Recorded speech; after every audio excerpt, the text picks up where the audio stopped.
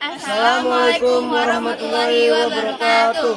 Perkenalkan kami dari kelompok 7, nama saya Rizky Dermawan. Nama saya Raisya Putri. Nama saya Naga Sani Zahra. Nama saya Fazil Ramadhani. Nama saya Selfie Alfiansa. Pada video kali ini kami akan menjelaskan materi tentang pengaruh kebudayaan Islam terhadap Indonesia. Selamat menyaksikan. Munculnya akulturasi budaya yang berkaitan erat dengan ajaran agama Islam berasal dari ajaran para wali. Para wali tersebut dikategorikan dalam 3 kategori.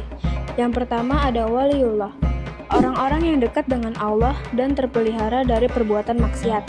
Yang kedua waliullah amri, orang-orang yang memegang kekuasaan atas hukum kaum muslimin, memimpin rakyat, menentukan dan memutuskan urusan umat, baik di bidang keduniayaan maupun peribadatan.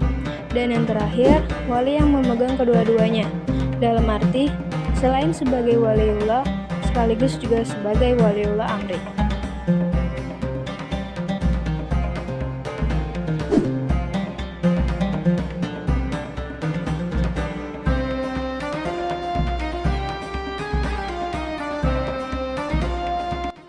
Pengertian akulturasi.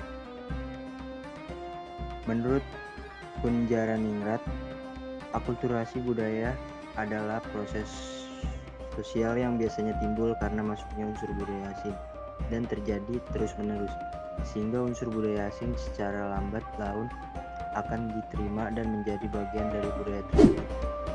Masa akulturasi antara budaya Islam di Indonesia. Yang pertama, seni bangunan, diantaranya ada masjid. Bentuk masjid di Indonesia banyak dipengaruhi oleh arsitektur lokal, seperti penggunaan atap tumpang atau bersusun. Contohnya, Masjid Agung Demak dan Masjid Baitur Rahman Aceh. Yang kedua, makam. Bentuk makam Islam di Indonesia pun beragam, ada yang berbentuk sungkup, kubus, atau bahkan menyerupai rumah adat. Contohnya, makam Sunan Kalijaga dan makam Sultan Malikul Saleh. Yang ketiga, kaligrafi. Kaligrafi Islam di Indonesia memiliki ciri khas tersendiri, yaitu perpaduan antara huruf Arab dengan motif lokal seperti batik dan ukiran. Yang keempat, tari. Beberapa tarian di Indonesia seperti tari bedaya, ketawang, dan tari gembeong menggabungkan unsur Islam dan budaya lokal. Dan yang terakhir yaitu musik. Musik Islami di Indonesia seperti musik qasidah dan rebana seringkali menggabungkan alat musik tradisional dengan instrumen Timur Tengah. Yang kedua, tradisi. Pertama, upacara kelahiran. Upacara kelahiran di Indonesia seringkali memadukan tradisi Islam dan lokal seperti selamatan dan pemberian nama bayi dengan nama Islam. 2. Pernikahan. Pernikahan di Indonesia juga seringkali memadukan tradisi Islam dan lokal seperti akad nikah dan resepsi pernikahan dengan adat istiadat setempat. Ketiga, kematian. Upacara kematian di Indonesia juga seringkali memadukan tradisi Islam dan lokal seperti tahlilan dan doa-doa untuk arwah. Keempat, sistem pengetahuan.